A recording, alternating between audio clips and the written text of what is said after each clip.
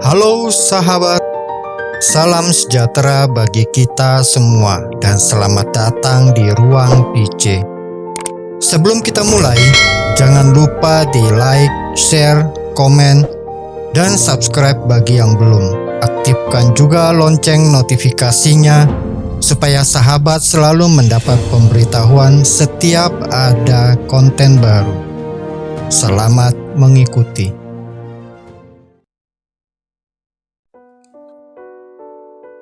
Kita sering bertanya, kenapa kita harus berdoa? Lalu kenapa setiap kali kita hendak berdoa, selalu mengalami kesulitan? Apakah kita berdoa menggunakan pikiran saja? Ataukah kita harus berdoa hanya menggunakan hati dan perasaan saja?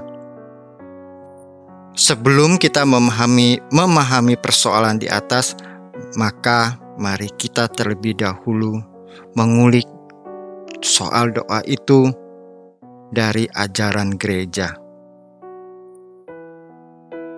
Doa adalah sebuah ungkapan hati, wujud dari sebuah pikiran, pujian, permohonan, yang singkatnya bisa kita katakan doa merupakan sebuah komunikasi antara kita dengan Allah. Sebuah komunikasi akan terjalin bila adanya perhatian atau adanya suatu yang menarik perhatian kita sehingga kita tertarik untuk memulai sebuah komunikasi. Komunikasi bukan sekedar kata-kata saja, bukan juga puisi-puisi tanpa bobot pikiran dan isi hati. Komunikasi akan terjalin melalui sebuah relasi, yang pada awalnya relasi itu atau hubungan itu dibangun atas saling ketertarikan, lalu akan berkembang terus. Seiring waktu dengan meningkatnya kualitas relasi, maka akan juga meningkatkan kualitas komunikasi. Begitu juga sebaliknya. Menurut Katekismus Gereja Katolik nomor 2559,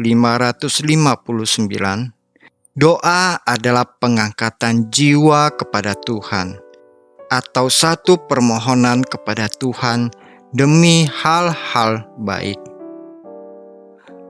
Dari mana kita berbicara kalau kita berdoa? Dari ketinggian kesombongan dan kehendak kita ke bawah, atau dari jurang hati yang rendah dan penuh sesal? Siapa yang merendahkan diri akan ditinggikan. Kerendahan hati adalah dasar doa. Karena kita tidak tahu bagaimana sebenarnya harus berdoa. Supaya mendapat anugerah doa, kita harus bersikap rendah hati.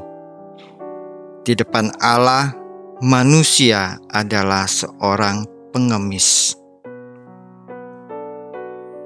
Sahabat Ruang PC, keintiman kita dengan Allah dan gerejanya akan menjadi pondasi bagi kita dalam membangun kehidupan doa kita. Kita hidup karena diberi nafas. Kesadaran itu adalah bentuk keintiman kita kepada Allah. Sehingga kita secara alamiah, baik pikiran dan perasaan, akan selalu tertuju kepada Allah yang mengasihi kita dan memberi kita hidup. Maka secara alamiah juga jiwa kita akan terangkat disertai rasa syukur kepada Tuhan Allah. Dengan demikian akan selalu hadir hal-hal baik yang datang ke dalam hidup kita. Dan hal-hal baik itu akan menciptakan the simplicity of life, atau sebuah kehidupan yang sederhana, di mana pikiran kita selalu tertuju pada kehendak Allah. Setiap orang yang hatinya selalu dipenuhi rasa syukur dan bergembira, dari lubuk hatinya yang terdalam itulah akan melahirkan kerendahan hati. Dari situlah kita mulai berbicara kepada Allah. Maka terjalinlah sebuah komunikasi dan relasi yang baik. Sepanjang sejarah keselamatan manusia, doa selalu menjadi seruan manusia yang mencari Allah.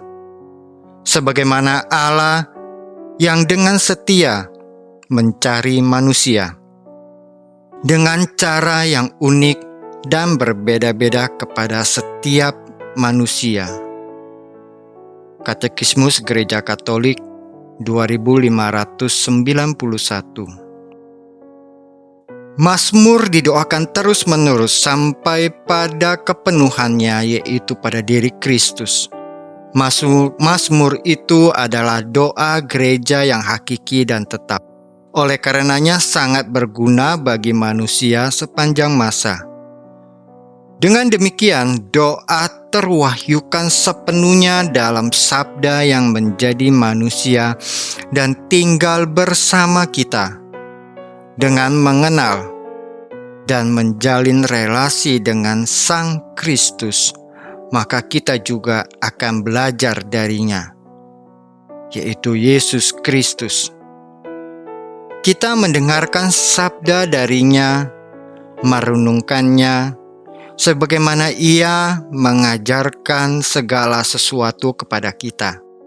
Akhirnya, kita juga akan memahami bagaimana Ia mendengar doa-doa kita. Doa yang penuh iman, bukan hanya dengan mengatakan Tuhan, Tuhan, tetapi kita harus bekerja sama dengan Allah melalui rencana ilahi. Budi dan hati kita selalu diarahkan kepada kehendak Allah. Yesus telah mengajarkan dan memberi contoh yang sempurna kepada kita sebagaimana sebaiknya kalau berdoa, yaitu carilah tempat yang sunyi dan tersembunyi. Dengan sikap penuh iman yang hidup dan hati yang bersih, serta dengan keberanian seorang anak, mintalah, sampaikanlah permohonan kita atas nama Tuhan Yesus, karena Yesus Kristus sendiri yang akan mengabulkannya. Berdasarkan Katekismus Gereja Katolik nomor 2591, 2597, 2598, 2611, 2620, dan 2621. Setelah Tuhan Yesus naik ke surga, Ia mengutus Roh Kudus, Roh-Nya sendiri, untuk mendampingi gerejanya. Sehingga Roh Kuduslah yang mengajarkan kita tentang segala sesuatu yang pernah dikatakan Tuhan Yesus. Roh Kudus jugalah yang akan mendidik dan mengajari kita berdoa dalam kerangka memohon berkat, doa permohonan, syafaat, ucapan terima kasih, pujian kepada Allah. Doa selalu bersumber dari sabda Allah sendiri, harapan dan cinta kasih. Doa terutama selalu ditujukan kepada Allah Bapa, Yesus Kristus Putra Allah yang bersatu bersama Roh Kudus. Hidup doa membutuhkan perjuangan melawan diri sendiri, melawan tipu muslihat penggoda. Perjuangan yang tidak dapat kita pisahkan dari perjuangan rohani yang perlu. Kita dapat bertindak dalam Roh Kristus. Kita berdoa sebagaimana kita hidup, dan kita hidup sebagaimana kita berdoa. Katekismus Gereja Katolik 2644, 2662, 2680, dan 2752. Semoga apa yang telah kita dengarkan ini akan membantu kita lebih mendalami tentang doa. Tuhan memberkati. Sahabat Ruang PC, Demikian episode kali ini. Silakan tulis komentar Anda untuk saling berbagi. Kasih like bila Anda suka, bagikan ke teman-teman, keluarga, atau media sosial Anda supaya bisa memberi inspirasi. Subscribe atau tekan tombol loncengnya supaya Anda selalu mendapat pemberitahuan setiap ada video baru. Tuhan memberkati. Non scole sed vita discimus.